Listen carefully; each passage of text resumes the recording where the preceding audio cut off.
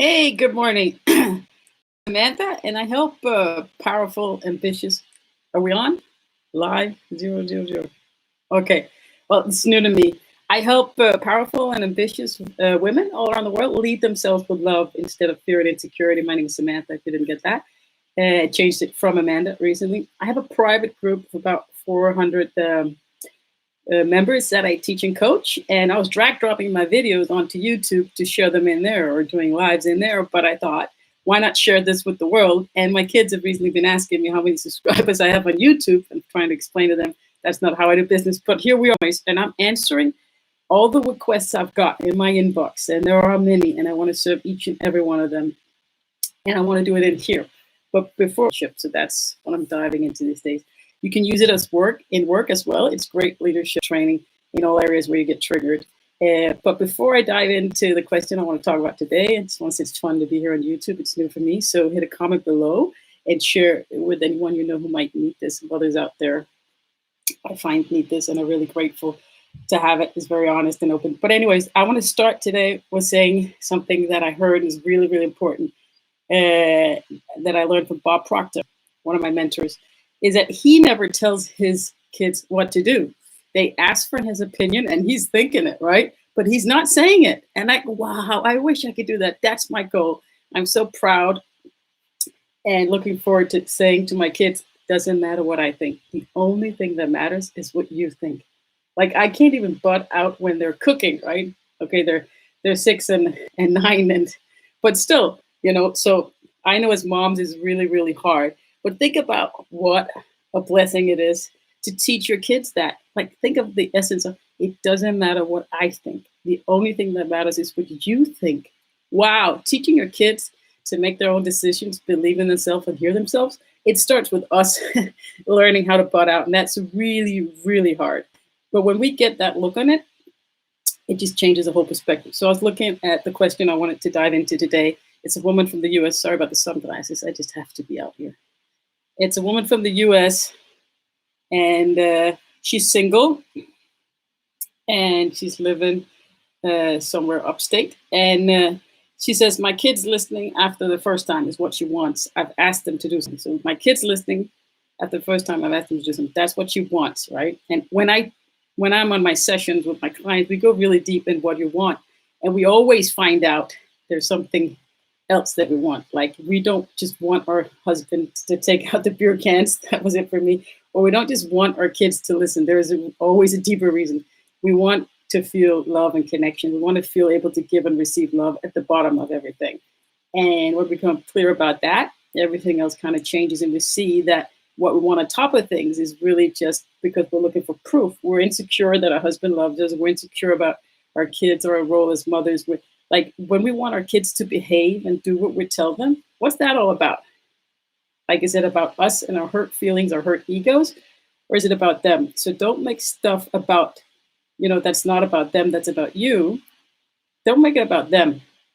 If it's really not for their good, like the thing that's most for them and for their good is for them to develop their own opinions, obviously. And you can stay in that story that they should take out their plates, and I get that, and they should. And that is the end result. But if you focus on it and you don't get real about the other stuff, it's going to be push, push, push, and it's not going to serve anybody. So forget about that thing, because yes, that gets to be resolved, get to have structure, routine, to get to be on school on time. But what do you really want? And think about the magic in what Bob Proctor said. Like, it was his teenage daughter that she wanted to spend the weekend with some guy, and he's like, oh. But he didn't tell her what he thought, right? Okay, she's a little older, but it applies to small kids too. Of course, we have to set some boundaries and be an example and not make it into a question. Like, please take out your plate. Not would you please? That little phrase can help. So these are tactics and strategies, and I get that. But to really shift, and when somebody asks me, says to me they want my kids to listen after the first time I ask them to do something, I will dive deep into that. And so try something else. If they don't listen, try stop talking. Try wishing for it. Try thinking it. Try something different, or get to know, why do you get triggered when they don't listen to you? And why do you repeat the same thing when you know it doesn't work? You control your energy, right? Control the flow of your energy, because what you give out, you get back immediately afterwards. So of course it's frustrating, and I get it. I totally get it. But once you let go of that desperation for them to hear you, you get your answers in a different way, but you got to start with yourself. Okay. I find I'm repeating myself 20 times before I lose my patience and then they react. Yeah. That's like peeing in your pants. I do that all the time. It's what I call peeing in my pants. So blaming, it feels good for a second. And anger feels good, right? It does. And they get, and then you're like, oh, sticky, icky. It doesn't feel that great or it doesn't create the best results because obviously they mirror you and that's what they're going to do, right? So unfortunately, or funnily enough, our kids are like a little mirror. And that's why I get so triggered when my siblings, they're now 7 and 9, when they fight. Oh my God, there's sometimes it triggers. They might even be laughing and not even fighting, but I perceive it and I just lose it because I feel so guilty that that's what I taught them. I so badly want love to be love and not war. So that really, really triggers me. And of course, they mirror us and we're their role model. And you think about what's really important. Is it so important they do what you tell them? What do you really want? We want connection. Like in my couples counseling and my women, they have all these lists of things that they want and they say, right? That's what we think. Those are symbols because we're looking for proof that he loves us. If he loves us enough, he will take out the plate. So blah, blah, blah. Because we want proof that he loves us, because in our head, if he loved us enough, he would understand and know how we feel and just do it. So that's proof. Your insecurity that needs proof that he loves you, right? When you're looking for proof, you never really find it. So ask yourself, before you ask them, of course, you want to steer towards that direction. You want to show and guide them to do those things that you tell them. And sometimes they have to get out the door. I totally agree. I have the same struggles, but look at it differently next time. And control the flow of energy inside of you, right? Leadership is about how you lead yourself, and the world reacts to that. So just don't focus on, here's the golden rule to parenting, into everything, into leadership, that is so, so hard, especially with our children. Don't think about what they should or shouldn't do. Take that pressure off that. Think about what you should or shouldn't do, what you can do right now, and ask yourself this question. Once you begin to ask yourself this question, you're starting to lead yourself. What can I do right now? And no matter what's going on, what's happening, or no matter how much I just yelled, or no matter what happened, no matter who hit who, all right? What can I do right now without blaming, complaining, screaming, or throwing a huge pity party for myself? I think I find I say that a lot, so maybe I should bring something else to the table. But that's leadership. And why my kids are listening the first time. You can have anything you want. If you truly, truly want your kids to listen to you the first time, and that's what you want, you have that goal, you see that in front of you, and you keep asking for it, and you keep visualizing it, and you hold that strong deep into your heart if that is the goal. Like, you can have one goal at a time when you focus on it, and you really stay clear that that's what you want. But think about what you want, what you really want on a deeper level. And say it once. You choose a consequence. Don't threat. These are all tactics, and I'm not going to get into that. I'm not like a tactical parenting coach, but don't say the same thing over and over again. Change what you feel inside. And here's how I teach communication. Maybe you've heard me say this too. Ask yourself, is there any blame inside of me? So think about how you're feeling when you say to them what to do. And kids don't listen. You've got to accept that. And sometimes they do it. It's great. Be proud. Be like a cheerleader. You got to be like a coach with your kids. That's what I find. I mean, I can push, and I'm super impatient, and I can just and you can do consequences too, and ask them 1, 2 times, and 3 to third time. That's that consequence, but don't tell it. Just choose it. So the consequence is all of a sudden whatever it is, and you just make that choice for them. You didn't take the plates out. There's no ice cream. Don't make a big fuss about it. Just choose it and do it without even saying it, right? Stuff like that, but be consistent. And I know I'm not very good at being consistent, but I know that works. But you can get those advice from other people. What I'll tell you is ask yourself, how am I feeling? And think about, it's not whether or not they do what you tell them to. Don't focus on that so much. Focus on what you can do, what you should or shouldn't do. And I teach 12 steps to lead with love, and on them there's do's and don'ts. Blaming, complaining, pity parties, don't do them. Honesty and vulnerability works. Trust his love. That can be the Lord's love. That can be your husband's love. That could be trust you're a loving mother. Trust. versus fear and insecurity, and accept and surrender. Those things bring you to what I call connection, and it's always about getting into connection. And so there are just bad habits and good habits. The good habits bring you to connection, which bring you to peaceful bliss and love, and that nice feeling what we want.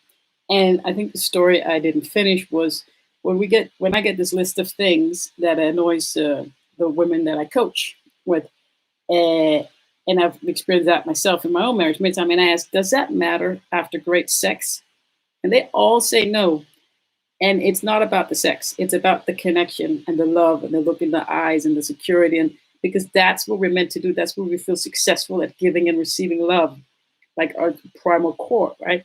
And when I feel like a failure at love, that's my trigger. I hate feeling like a loser, especially at love.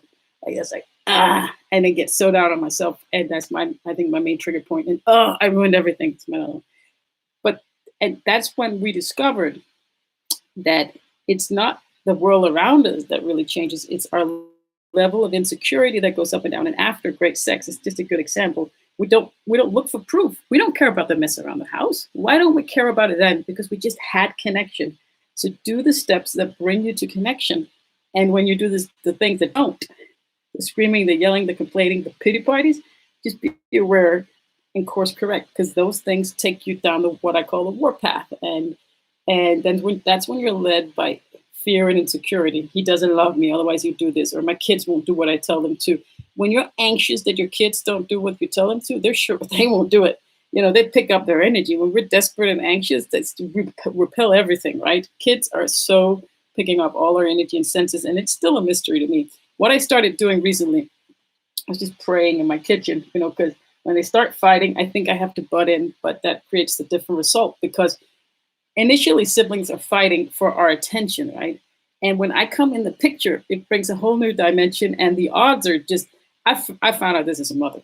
Even at the birthday party my kid had here with his whole class in our apartment, whenever I have this great intention and I meddle in and I say something and I want to do, it just has the opposite effect. So for me, it's better to step back and let things unfold. As soon as I go in and I come with my great idea, or I think out loud, or why don't you do this, or da da da, and with all the best intentions, it just has the opposite result. And I just gotta accept that and choose a strategy that works better.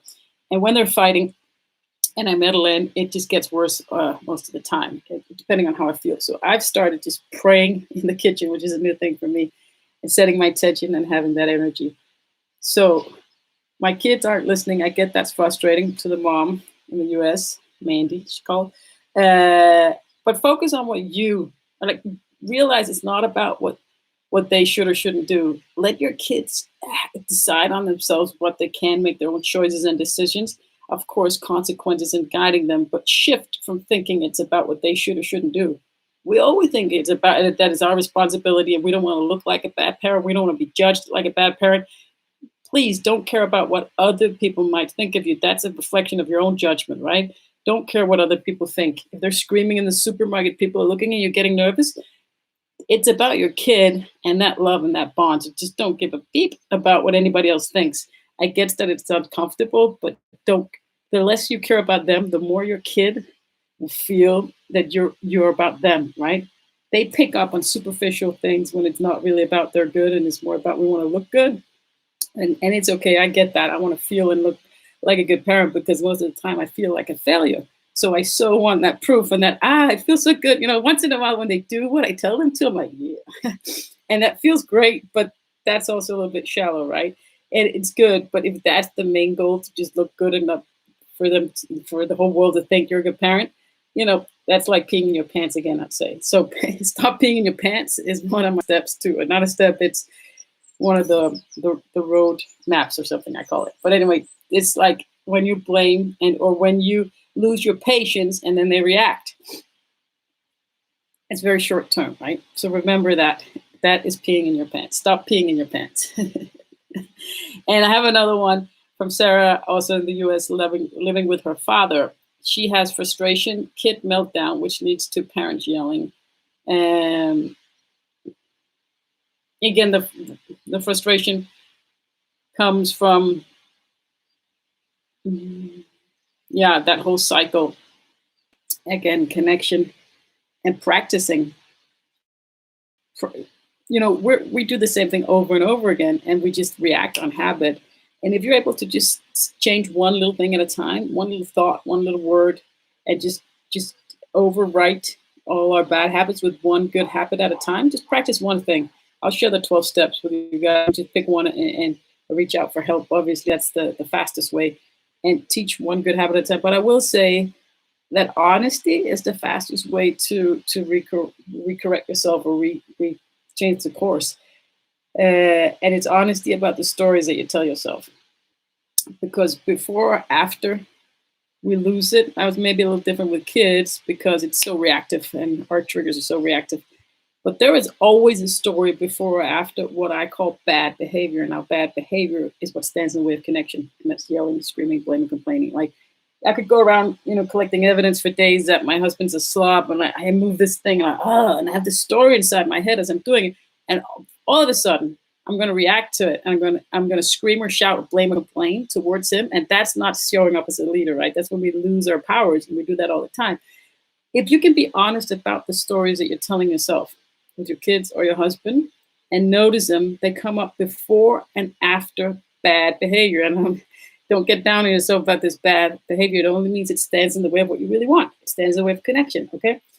So look at that story that you're telling yourself. And you can stay in that story, and I do it after bad behavior. I could stay in the story. I could write a whole book on all the reasons I can't live with my husband or couldn't. Da-da-da. And all my girlfriends, everybody will say that I'm right. And we can be right. You could definitely be right. And you are right, that they should behave. They should do what you tell them. They should all these things. You're right, but what do you want? And we're going to keep telling yourself that story, or do you want to get to connection? Now, I had this client. It was amazing. She had all the reasons in the world to complain about her partner. I don't know if they were married. I can't remember. I don't think they were.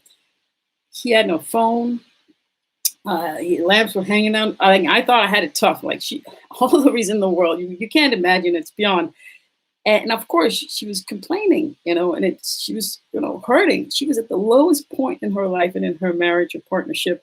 And I felt her 100%. And after, I think we spoke 2 hours, and I enrolled her in the program, and she managed. It was very hard to not blame for 24 hours.